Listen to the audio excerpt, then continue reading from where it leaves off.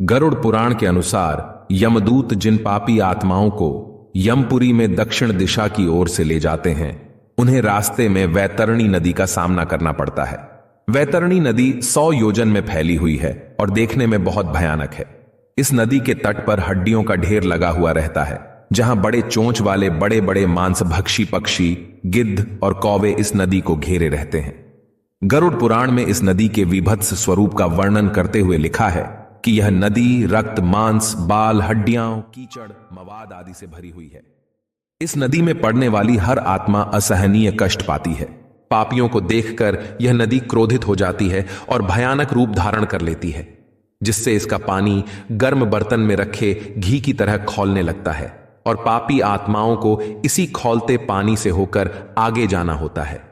इतना ही नहीं, नदी में लगातार भयंकर बिजली और तूफान आता रहता है, जो इसके स्वरूप को और भी डरावना बना देते हैं।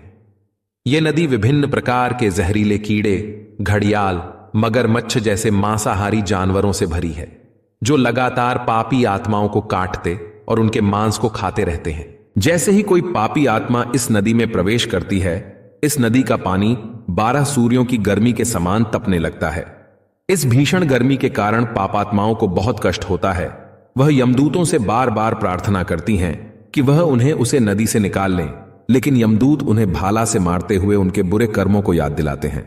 वह आत्मा मन की पीड़ा और इस भयंकर गर्मी से बचने का रास्ता ढूंढती हैं, और फिर जब वह गर्मी और आत्मग्लानि का दर्द सहन नहीं कर पाती, तो बेहाल होकर उस बदबूदार पानी में डुबकी लगा देती हैं। इसके अलावा श्री नारायण ने पक्षीराज गरुड़ को बताया कि ऐसी पापी आत्माएं भी हैं जो युगों युगों से इस वैतरणी नदी में पड़ी हुई हैं।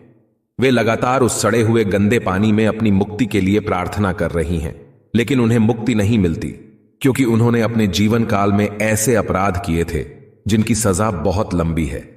जो लोग अपने आचार्यों, गुरुजनों, माता पिता, बड़े बुजुर्गों का अनादर करते हैं अथवा उन्हें बुरा भला कहकर उन पर हाथ उठाते हैं, मरने के बाद उन्हें इसी वैतरणी नदी में फेंक दिया जाता है, जिससे वह अपने कर्मों का प्रायश्चित कर पाए। इनके अलावा जो व्यक्ति एक पवित्र, सदाचारी और धर्मपरायण पत्नी को किसी और स्त्री के लिए छोड़ देता है या उसे धोखा देता है, उसके साथ दुर्व्यवहार करता है, ऐसी आत्माओं को कई युगों तक इस नदी के घृणित पानी में रहना पड़ता है।